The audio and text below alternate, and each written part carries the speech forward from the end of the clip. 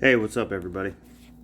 We're back to do another reading of The Great Reset and The War for the World by the notorious Alex Jones. Before we get going on chapter 2 here, I do have a little something I'd like to say. Been banned off YouTube here for a little while for trying to upload a video with nothing but truth in it, nothing but verifiable truth out of medical journals.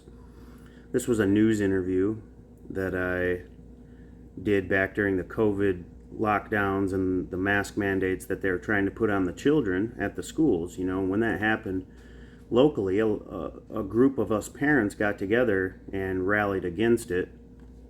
And I did a local news interview at the time, which, by the way, local stations, NBC, Fox, doesn't matter who they are, NBC, ABC, Fox, whoever, they're just as corrupt as the big ones. Okay, just because they're a local affiliate, they're still getting their talking points and they're still getting their orders from bigger organizations. Many people know that, you know, but a lot of people don't still. Yeah, they censored me locally just as much as NBC would have censored me on the main network. And then not only did they not air the interview locally, but YouTube banned it immediately because the word I used, which if I want to do this reading right now, I can't use it again. But let's just say it talked about different treatments and whatnot that one could take for, you know, the thing that we're talking about here. Anyway, that was banned, and then I got banned off YouTube for even posting it because I had tried to post it one other time.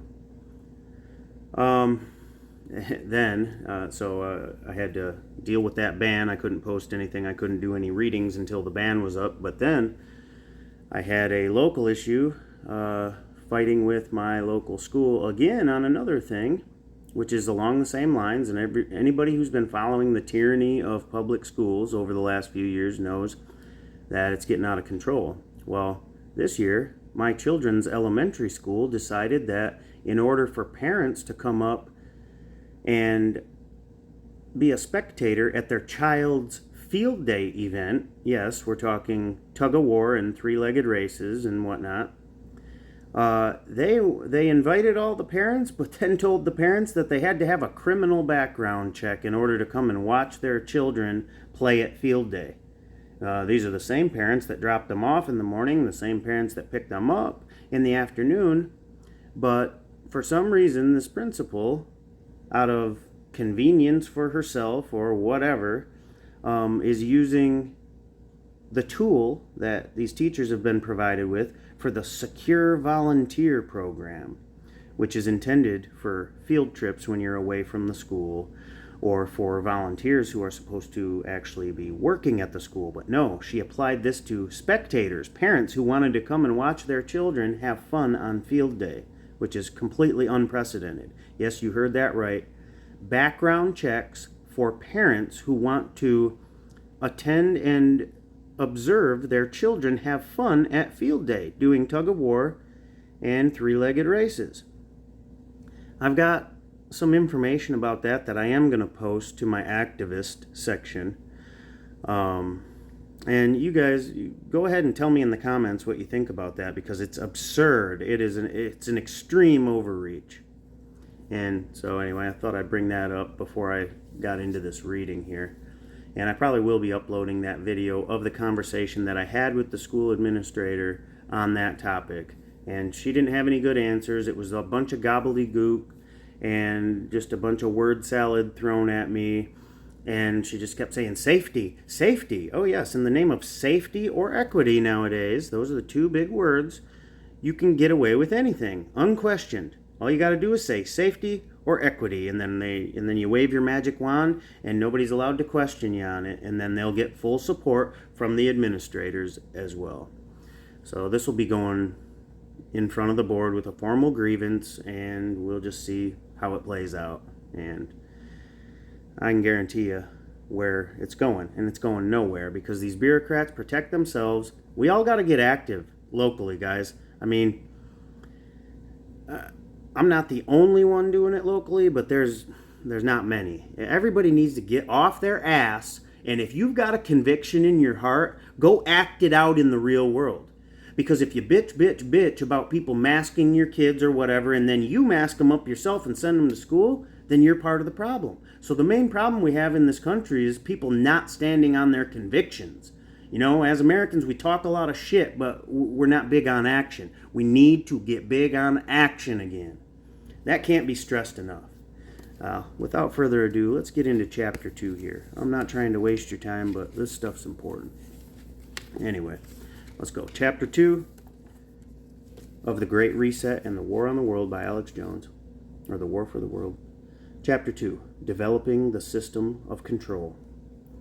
Perhaps it's because Klaus Schwab released his first book, The Fourth Industrial Revolution, in 2016, with the exception of a Hillary Clinton win of the presidency, but instead got Donald Trump, that Schwab didn't get the world to pay attention to the ideas in his book.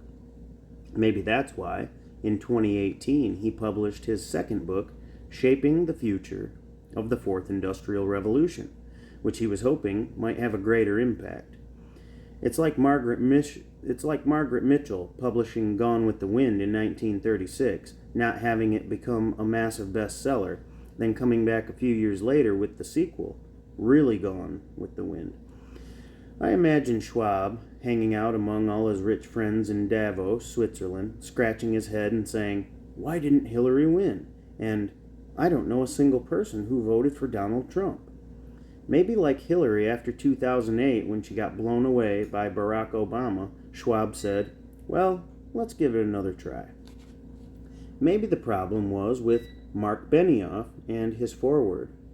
Schwab thinks, "Yeah, Salesforce is a big company in San Francisco, and all the Silicon Valley people know about it, but maybe I need a bigger name. Let me think. Oh, I've got it. How about Microsoft? I'll get their CEO, Satya Nadella. That will make people stand up and take notice. Bill Gates founded Microsoft, and everybody loves Bill Gates." However, Nadella doesn't do much better than Benioff. Nadella begins by worshipping at the altar of Schwab and the World Economic Forum with his cringeworthy opening. Through insightful convenings and publishing, the World Economic Forum and its founder, Klaus Schwab, have continued to cast a bright light on both the opportunities and the challenges of the Fourth Industrial Revolution. They are right to confront zero-sum thinking about the coming wave of new technologies by pointing out that their evolution is entirely within our power. That was the opening quote by Nadella, whatever the person's name was. I can't remember what I just said. The Nadella person, the CEO of Microsoft. If you're wondering much about Satya Nadella, the bottom of the first page of the foreword gives you a quick little information bite. Satya Nadella is CEO of Microsoft and author of Hit Refresh, The Quest to Rediscover Microsoft's Soul and Imagine a Better Future for Everyone. Do you ever wonder why all these small business types often use religious language in their writing when they probably don't have much religion in the first place? Don't get me wrong, I'm all in favor of business leaders talking about business. I just think it's probably a good idea to stay in that lane. As I read these books, many of the so-called business leaders strike me as nothing more than overachieving high school students who want to show the principal how much better they understand the school than everybody else. Then, when the principal is sufficiently impressed, ask to be appointed to the student council, rather than go through the messy work of being elected by the student body. Here's a sample of this thinking from Nadella. The confluence of data with massive computational storage and cognitive power will transform industry and society at every level, creating opportunities that were once unimaginable from health and education to agriculture, manufacturing, and services. My company and others are betting on the convergence of several important technology shifts: mixed reality, artificial intelligence, and quantum computing. With mixed reality, we are building the ultimate computing experience, one in which your field of view becomes a computing surface. Your digital world and your physical world become one. The data, apps, and even the colleagues and friends on your phone or tablet will be available anywhere you want to access them, while you're working in your office, visiting a customer, or collaborating with colleagues in a conference room. I don't mean to denigrate the technological achievements of companies like Microsoft. It's simply that I think they've overstated their value to the average person. Let's take the idea that your apps can go with you on your phone or laptop. That's great. Maybe I can go to a conference, get up an hour or two early, and do a little work on my laptop or check emails on my phone.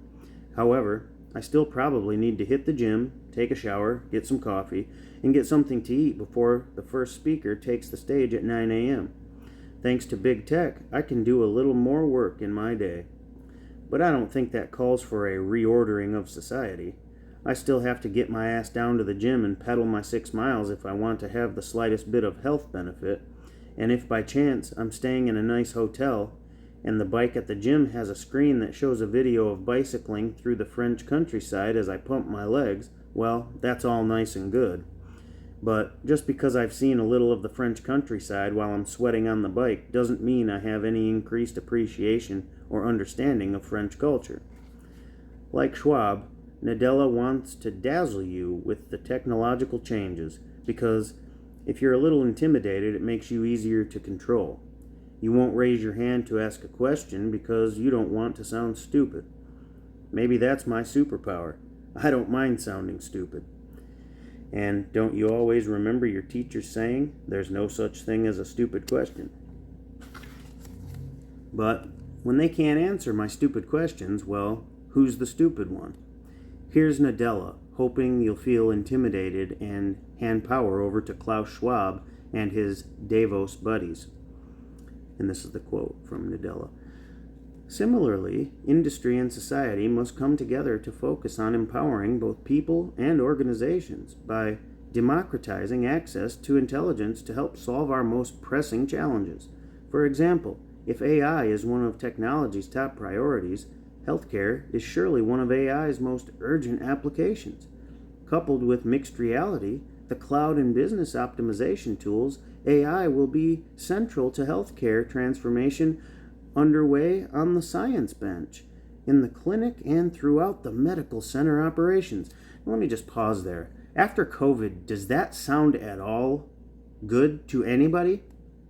After the massive blunders they did with COVID, which weren't blunders, by the way, it was all planned, and it was intended to break up the United States of America.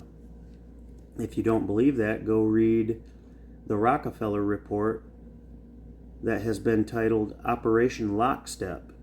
It's actually part of a bigger report called The Future Development of Technology or something along those lines, but go look that up. Look up Rockefeller Operation Lockstep and read that. It was written in 2010 and it lays out the exact scenario for the release of a virus, then forced vaccines, digital passports, all that stuff. This was planned way in advance. And you can also look up Event 201, Crimson Contagion, and SPARS Pandemic Exercise. These were all government and foundation exercises that were run to basically plan and have dress rehearsals of COVID. And they planned restructuring society. These people are incredibly evil. Let's continue. That paragraph certainly wasn't put together by somebody with the slightest bit of liberal arts training. It makes me wonder if they've ever read a book that held their attention. Okay, so Nadella writes, industry and society must come together for the purpose of, quote, democratizing intelligence. Why in God's name do industry and society have to come together for the purpose of democratizing intelligence, whatever the hell that means? Does some homeless person in Los Angeles hold one of the hidden keys to artificial intelligence? Is there some third grader in Wisconsin who, if we could just get her to accept the need to democratize intelligence, all would be good in the world? All right, I accept that good health care is a priority. What do we know about good health? Don't be overweight, eat a healthy diet, exercise, have good social relationships. On that last point, good social relationships, I suggest you read what Malcolm Gladwell has written about their importance in a short essay titled The Rosetto Mystery. Here's the anomaly about this small Pennsylvania town, first noticed by a man named Stuart Wolf in the 1950s. Wolf was a physician. He studied digestion and the stomach and taught in medical school at the University of Oklahoma. He spent his summers on a farm in Pennsylvania, not far from Rosetto, although that, of course, didn't mean much since Rosetto was so much in his own world that it was possible to live in the next town and never know much about it. One of the times when we were up there for the summer, this would have been in the late 1950s, I was invited to give a talk at the local medical society, Wolf said several years later in an interview. After the talk was over, one of the local doctors invited me to have a beer, and while we were having a drink, he said, "You know, I've been practicing for 17 years. I get patients from all over, and I rarely find anyone from Rosetto under the age of 65 with heart disease." This was shocking. This was a shocking finding to Wolf, as in the late 1950s, heart attacks were the leading cause of death for men under the age of 65. How could heart attacks be so rare in this small Pennsylvania town, populated mainly by immigrants from a small town in southern Italy? The researchers looked at genetics, food, and exercise and could find no correlation. They started looking at the social structure of the town itself. What Wolf began to realize was that the secret of Rosetto wasn't diet, exercise, or genes, or location. It had to be Rosetto itself. As Brune and Wolf walked around the town, they figured out why. They looked at how Rosettans visited one another, stopping to chat in Italian on the street, or cooking for one another in their backyards. They learned about the extended family clans that underlay the town's social structure. They saw how many homes had 3 generations living under one roof, and how much respect grandparents commanded. They went to Mass at Our Lady of Mount Carmel and saw the unifying and calming effects of the church. They counted 22 separate civic organizations in a town of just under 2,000 people. But Nadella doesn't want to talk about things like a good weight, healthy diet, exercise, and positive social relationships. Instead, he wants to talk about individual variability in genes, immunological systems, and lifestyle for each person. All of those are worthy subjects of study, but why does that require us to reorder our society into some technocratic theocracy? And where is there any discussion about the quality of our social connections? How many people do we interact with in a positive way during a typical day? The world Schwab and Nadella want to create is devoid of these connections, and as a result might be the unhealthiest society ever devised by the mind of man. Finally, Nadella moves to the close, which is where he wants you to disarm the people of their skepticism, because if you trust them, you'll let them do things you wouldn't otherwise let them do. And here's another quote from Nadella. Finally, trust in today's digital world means everything. In every corner of this world, we need a revitalized regulatory environment that promotes innovative and confident use of technology. The biggest problem is antiquated laws that are ill-suited to deal with contemporary problems. The prescient topics explored in this book, coupled with the dialogue it sparks at the World Economic Forum gatherings, are vital contributions to understanding and solutions. The potential benefits are unprecedented, and this book concludes, public-private leadership are essential. Now that was a reference to Nadella's book, not this book. I think everybody was following, but just to be clear. Let's continue. Nadella is a smart man. He didn't get to his position at Microsoft by being an idiot. Maybe he got there by being a yes man, but certainly not because he wasn't smart. Like any good general, he understands the strengths and weaknesses of his own side as well as those of his enemy. Nadella understands that his side has these technological wonders created by his engineers. That is a great advantage. What Nadella realizes he lacks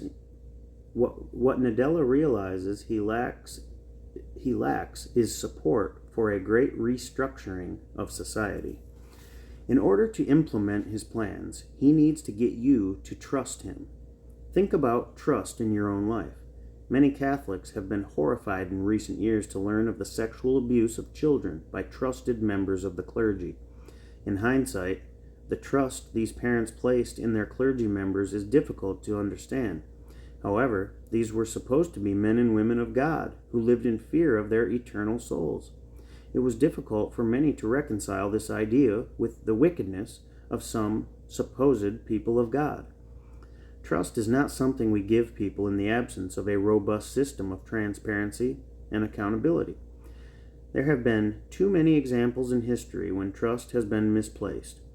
Nadella wants to repeat the mistakes of the past when he writes, "The biggest problem is antiquated laws that are ill-suited to deal with contemporary problems." Could you imagine the government creating a new child care program where they told you couldn't observe the facilities or examine the credentials of the people running the facility? Parents would stage a revolt. And that kind of reminds me, just to interject here, that reminds me of what they did at my children's school. I could just revamp that and say, could you imagine a school having a field day program where they made the parents undergo criminal background checks to come and observe their children playing on that day? Because that's exactly what happened in my town at my children's school. And that's why I'm in a fight with them about it right now. And there's a lot of parents like me who are also very pissed off about it. But it's not going to go anywhere because these bureaucrats have the power. So, it's got to change. And it changes by all of us getting active. That's how it changes. Let's continue. But Nadella just wants you to trust him with these technological changes. Like Schwab, Nadella wants to close the deal with you, promising the enormous benefits while downplaying the risks. Because if they need to get your consent, they're not going to tell you about the club they've got hidden behind their back if you protest. The hidden club is contained in the sentence. The potential benefits are unprecedented, and as this book concludes, public-private leadership and partnership are essential. Well, you know what public-private partnerships are? That's called fascism. That is what Mussolini identified as fascism, right? So, who was Mussolini? He was a fascist. All right, let's continue. Here's the perspective I'm going to take about this sentence. Every time you hear the expression public-private or partnership, I want you to replace it with the word fascism. See, I didn't even know that sentence was there, but I just said that. Because you see, fascism, as practiced in both Mussolini's Italy and Hitler's Germany, was a public-private partnership. This is how fascism differs from communism.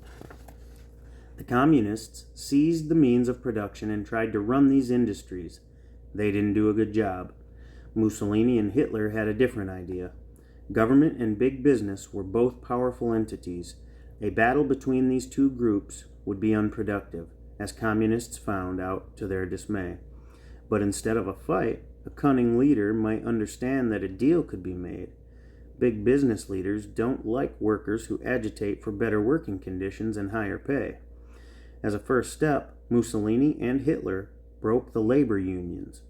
Once the workers were disarmed, the leaders were free to attack other countries and do what they wanted with their own dissidents. Whenever you hear the word public-private, I want you to translate it in your mind as a promise that the government will not hesitate to attack the people if they protest against the plans of big business. In the preface to this second book, Schwab also begins by talking about trust. The cloaked language he uses makes one wish to have been a fly on the wall among the Davos elite when Trump was elected in 2016 and the years that followed. They must have been falling all over themselves, wondering whether Trump and his skepticism were the disease or simply a symptom of something much larger that threatened to undermine their plans. And here's another quote from Schwab's book. Public trust in business, government, the media, and even civil society has fallen to the point where more than half of the world feels the current system is failing them. The widening gap in trust between those in the country's top income quartile and the rest of the population indicates that social cohesion is fragile at best and very close to breaking down at worst. It is this precarious political and social context that we face both the opportunities and the challenges of a range of powerful emerging technologies, from artificial intelligence to biotechnologies, advanced materials to quantum computing, that will drive radical shifts in the way we live, and which I have described as comprising the Fourth Industrial Revolution. And Klaus Schwab openly says that the Fourth Industrial Revolution is intended to change the human being itself. Let's continue. In the middle of the first Trump term, Schwab and his Davos crew must have been nervous. According to Schwab, the bottom 75% of the country thinks the top 25% is screwing them. They understood that things were very close to falling apart, which is why he wrote, "Social cohesion is fragile at best." This isn't me talking. This was Klaus Schwab in 2018. But Schwab is nothing if not persistent. He was still pushing this Fourth Industrial Revolution when he wrote, quote, "We face both the opportunities and the challenges of a range of powerful emerging technologies." He's like the Catholic priest who says to the parents of his parish, "I know there's been a lot of accusations about priests being alone with kids, but I still want to take your young teenage boys away for a long ski weekend." Schwab freely admits that the elite of the world are not trusted by the vast majority of the population, but he's going to keep going. And here's another quote from Schwab. "But standing at these crossroads means we bear a huge responsibility.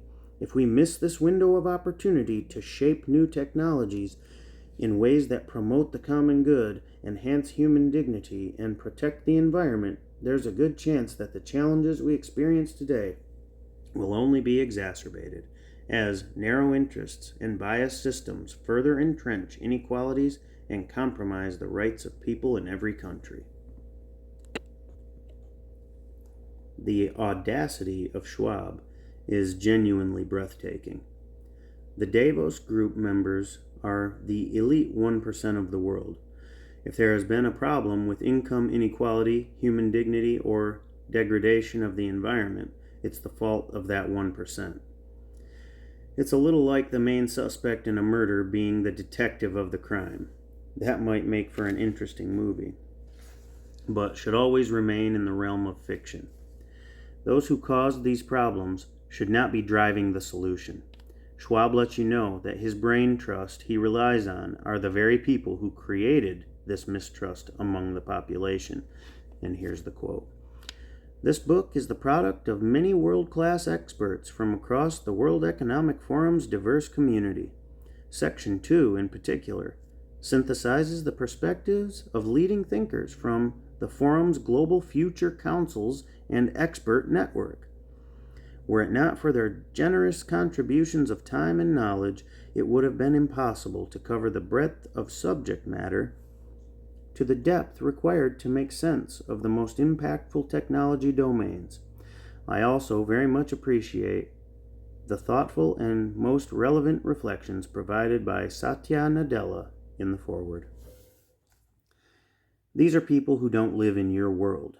These are ivory tower intellectuals, bought and paid for by the corporate titans, who are upset that they don't yet have complete control over your world.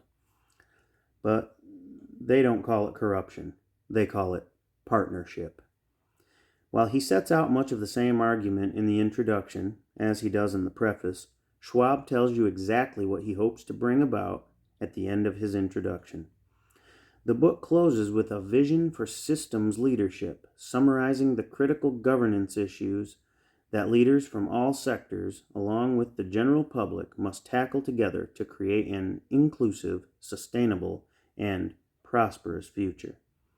Schwab isn't inviting you to help him create a better future. He's inviting you to help him build your prison cell.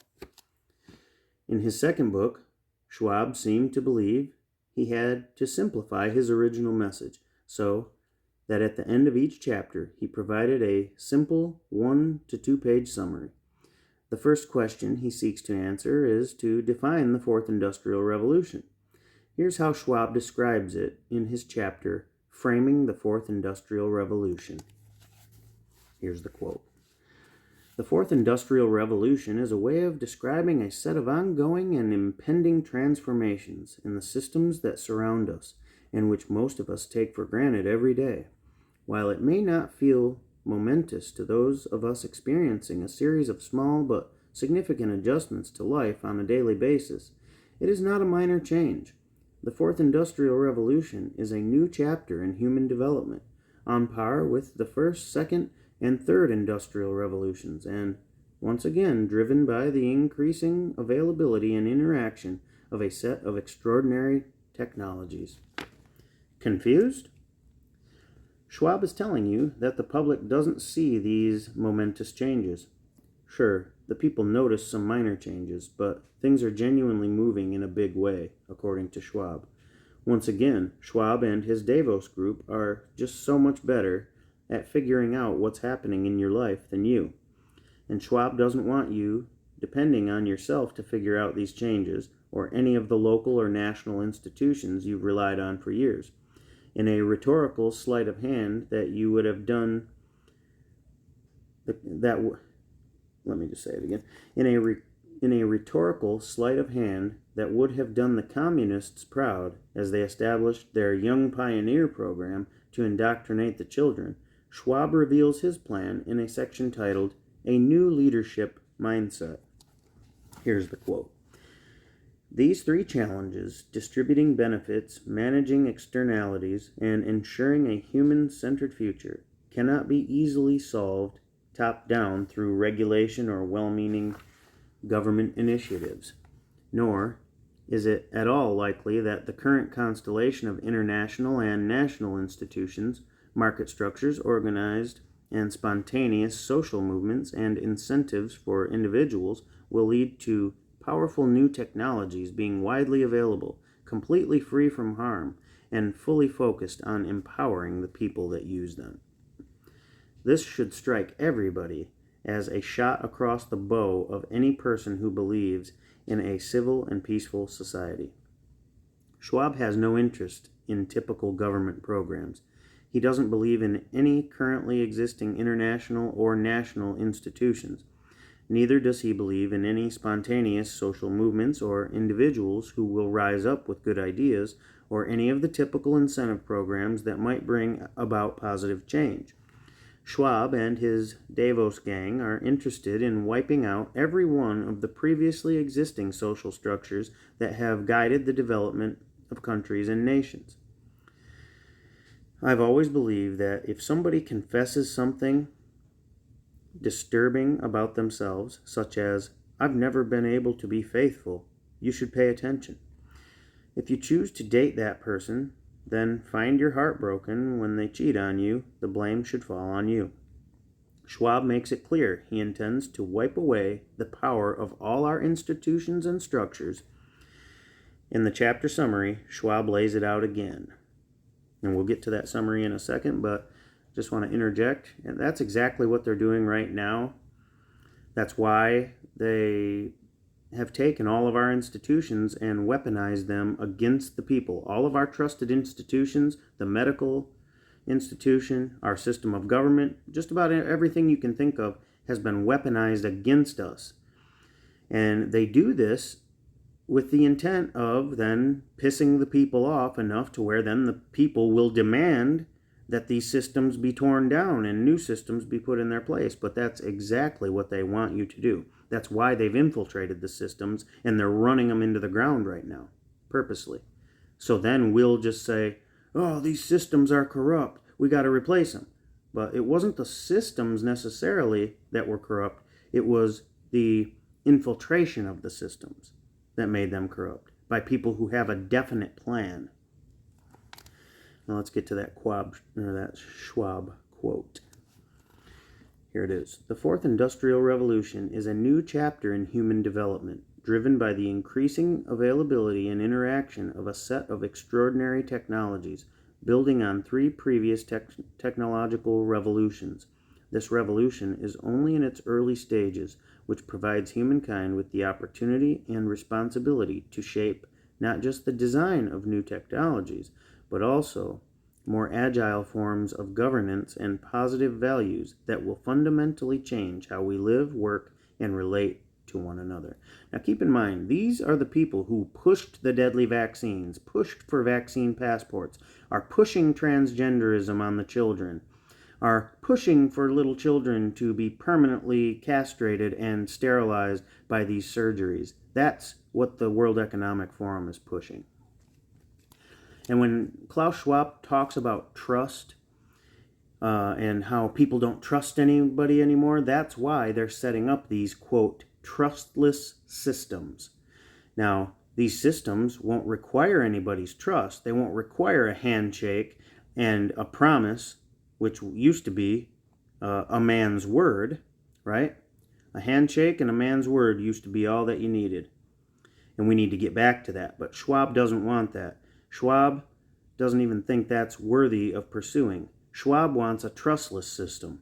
That means a system, a technocratic system, which surveils you 24/7 and thus knows everything about you, so there's no need for others to have to trust you because you're under constant surveillance.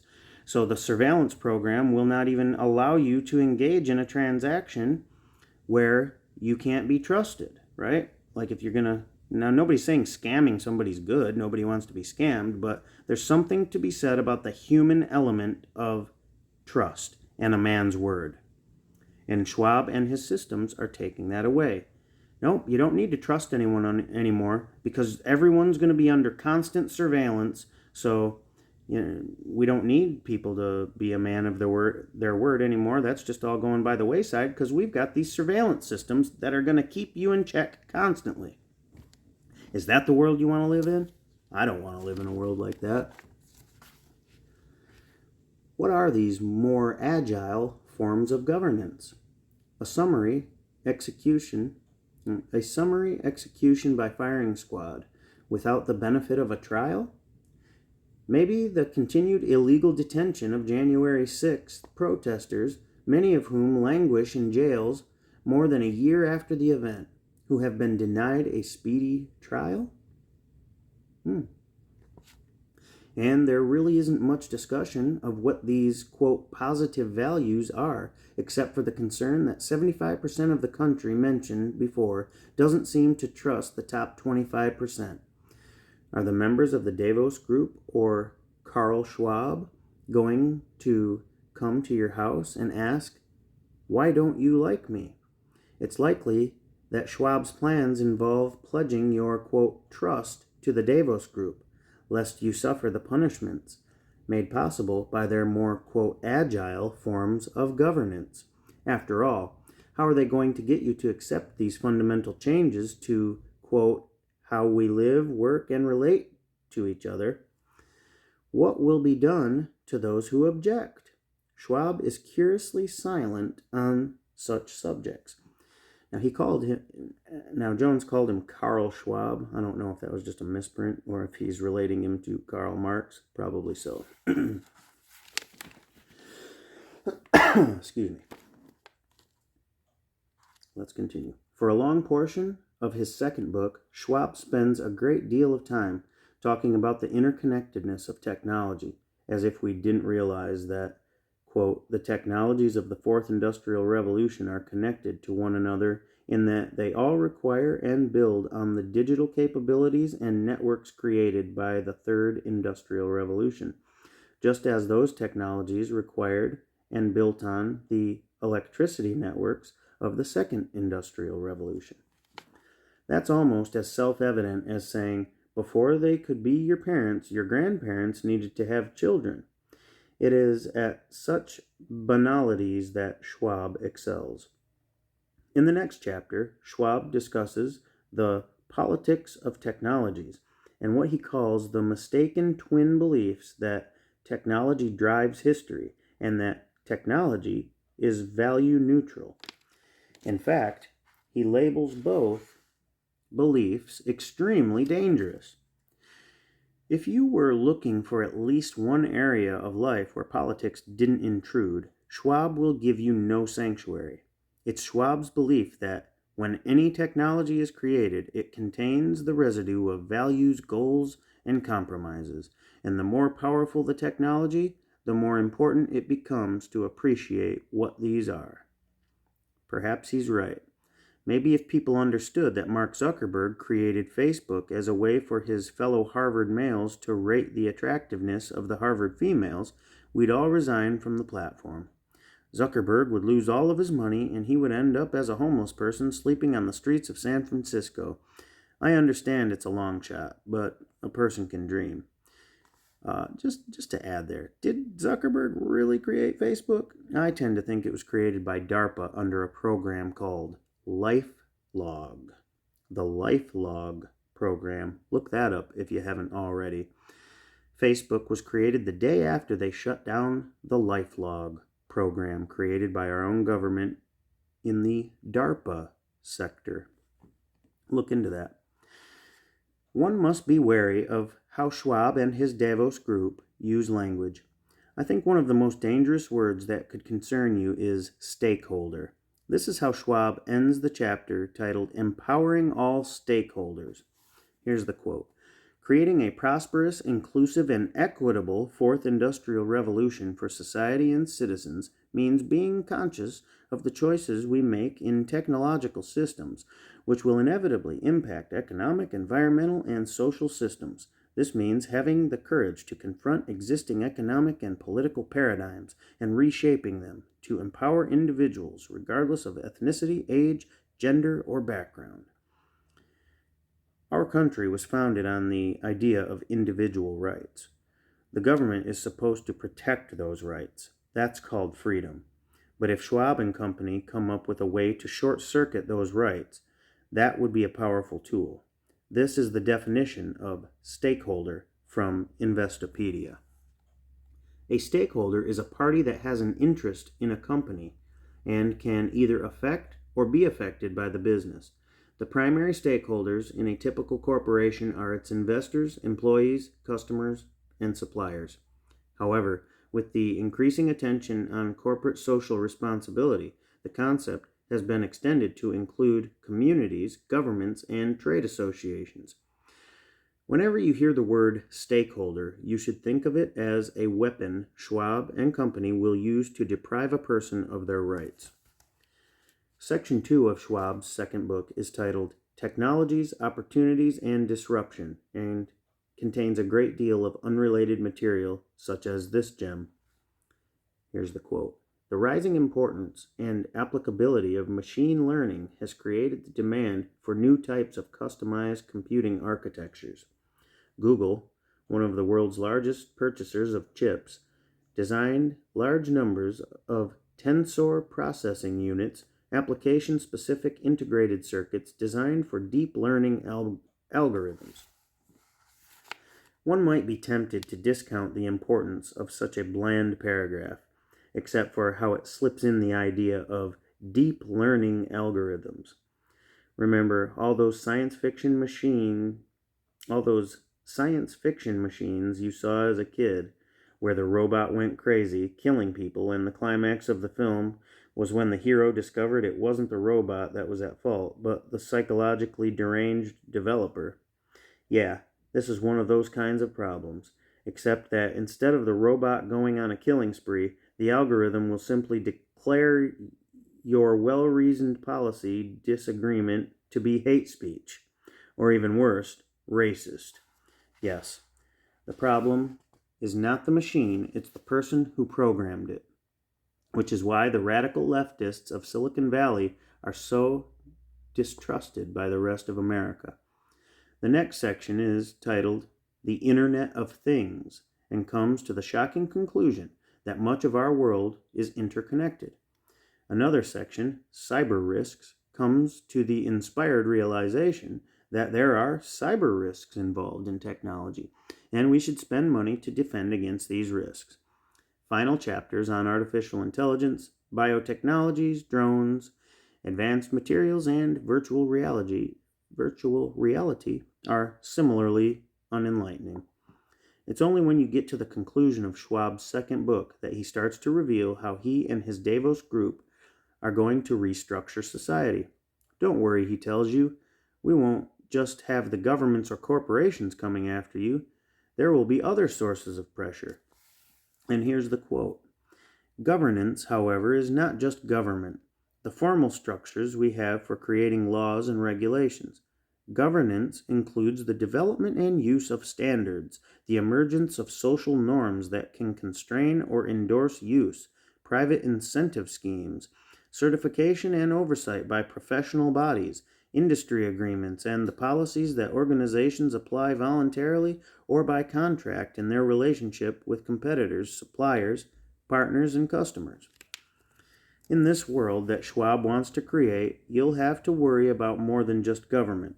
In truth, it doesn't seem as if Schwab has much use for government unless it does exactly what he wants.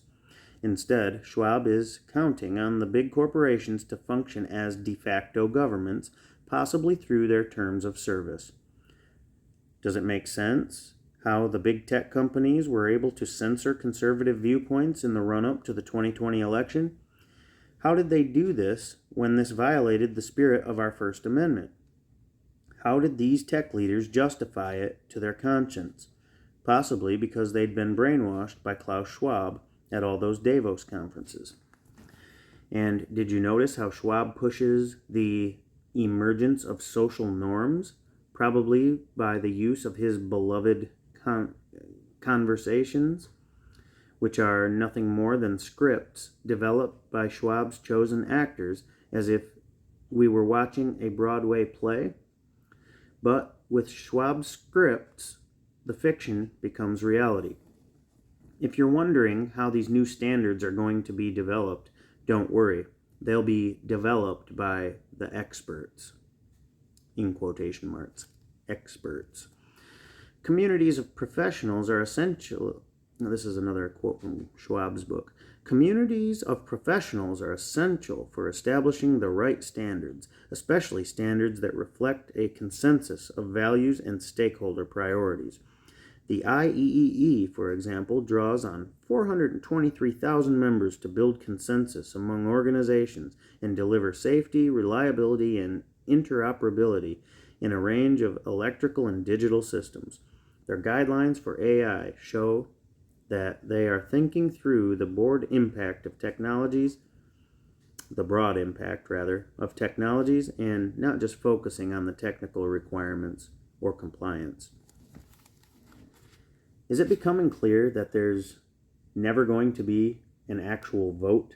Instead, there's going to be a managed discussion with a predetermined outcome amenable to that of Klaus Schwab and his Davos friends. In his advice for governments, Schwab tells governments they must adopt, quote, agile governance, which he defines as, quote, an essential strategy to adapt how policies are generated, deliberated, enacted, and enforced to create better governance outcomes in the Fourth Industrial Revolution. Inspired by the Agile Manifesto and a report by the World Economic Forum Global Agenda Council on the future of software and society, the concept of agile governance seeks to match the nimbleness, fluidity, flexibility, and adaptiveness of the technologies themselves and the private sector actors adopting them. Just in case you wonder what all that means, it means that Schwab wants to act with all of his ethics of our Schwab wants to act with all of the ethics of our largest corporations who have polluted our air and water, the pharmaceutical companies who clamor for complete financial immunity for their vaccines, and big tech, who never seem to suffer for violating American values of free speech and free competition. Schwab goes on to detail what some of these models might look like when he writes, encouraging collaborations between governments and businesses, fascism, to create developtory sandboxes and experimental test beds, to develop regulations using iterative, cross-sectoral, and flexible approaches as discussed by Jeff Mulgan. Promoting the development of ecosystems of private regulators competing in markets to deliver governance in line with overarching social goals as proposed by Gillian Hadfield in Rules for a Flat World. These proposals are a blueprint for disaster. If liberals of the 1970s were terrified of the power of the intelligence agencies, the defense industry, and big business, those concerns were nothing compared to the corporate-based power world envisioned by Schwab. I'm not sure any filmmaker or writer has adequately captured the dystopian elements of this planned future. The closest comparison I can make is to the Alien movies, in which a corporation partners with the government to bring a monster back to Earth to study its unique biology. This is a genuinely lawless future in which the only justice meted out is that given by powerful corporations. Let's understand the magic show with which Schwab hopes to dazzle the public. He goes into minute and exquisite detail about all the advances in technology and summarizes many of the questions raised by these new technologies. At the same time, we're supposed to be dazzled by these advances. He tells us there are dark undercurrents which these technologies have not addressed. Next, Schwab wants us to believe his rich friends have had nothing to do with the bad parts of our development, and in any case, there will be disruptions and new ways of doing things that will forever erase all of these problems. However, to get to that bright future, we're going to have to make some changes, take off the guardrails, so to speak, loosen up some of the laws, but don't worry, he'll get some private regulators out there. Discipline will be meted out by trade and professional organizations that won't let you pursue a living if you don't do what they want. And if, at the end, you still stand up and complain, well, he'll just get big tech to silence you. Where did all these ideas come from? We'll investigate that in the next chapter. And speaking of big tech censorship, I just got censored off YouTube for posting nothing but the truth read directly out of medical journals. I've also been banned off Facebook several times. I'm so banned on Facebook that they just stopped banning me for any specific amount of time, and I'm just restricted indefinitely until the fucking cows come home, I suppose. But that's the world we live in, and we got to deal with that, and our local schools trying to impose tyranny on the students and separate them from the parents. And that's the world we live in, guys. So if there's any message, if I can inspire you in any way, it's very simple. It's this. Your convictions in your mind, start acting them out in the real world. Confront this bullshit every chance you get. Confront it around every corner and don't back down, because it's the fact that people aren't doing that this stuff can take root.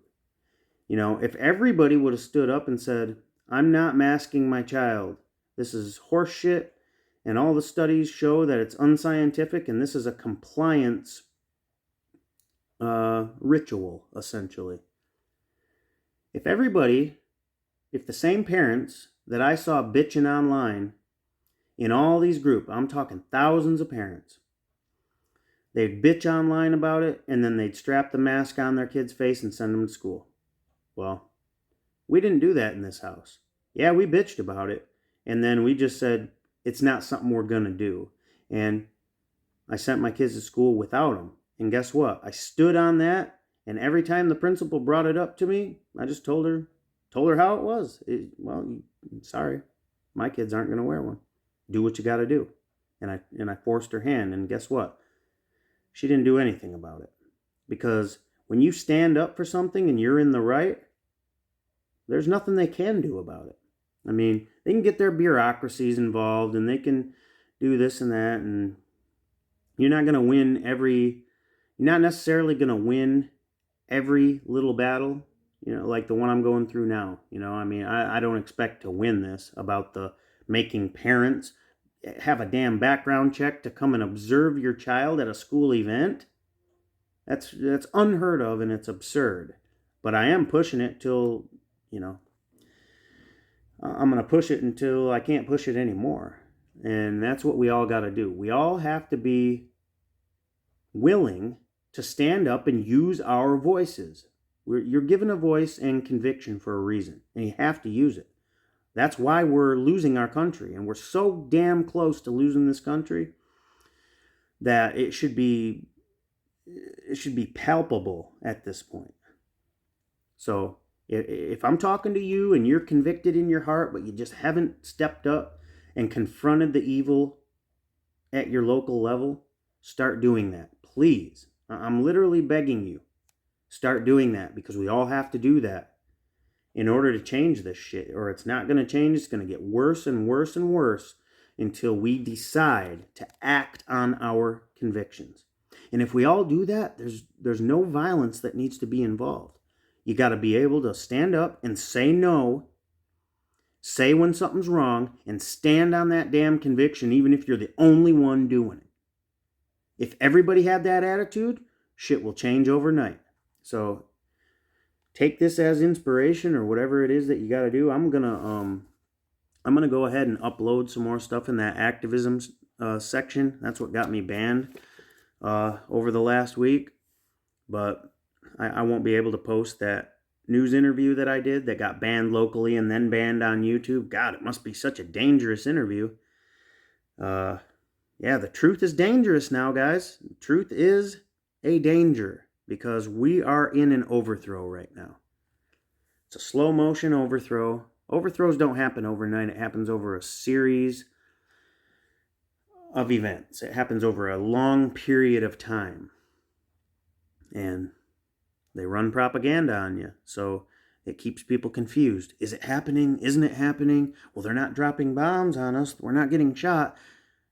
Okay, well, war has taken a different form nowadays. You're in 5th generation warfare. It's psychological war. It's done by propaganda, economic warfare, siege, cutting off the supply lines, weakening a nation through poison vaccines. Those are the weapons of war. They're covert. Silent weapons for quiet wars is their strategy. Okay? Not that they won't drop bombs and shoot guns. They have nothing against that, believe me. But we're being weakened as a nation right now. So stand up. We don't have time to fuck around. Okay? Really. It's urgent. Stand up and do your part locally. You don't have to do something huge. You just have to do something. And I'll leave you with that, because we're approaching an hour. But I'm serious about this, and you should be too. You have to do your part. And it doesn't take much to do that. You owe yourself, and you owe all your patriotic Americans who back you. So, like I said, I'm going to leave you with that. Thank you to each and every one of you who's tuning in. I hope you're getting something out of this. And if you know people who also would, go ahead and, like, subscribe, share, all that crap. That's like secondary to me. I don't really care. I don't care about viewers, none of that. But the more viewers we get, the more people might possibly take action in a meaningful way. So, anyway, that's it for now, guys. Take care, and I'll be back with the next chapter sooner or later, depending on the battles I'm involved in here, and depending on if I get banned again. So that's it, y'all. Take care, and we'll talk to you next time. Bye-bye.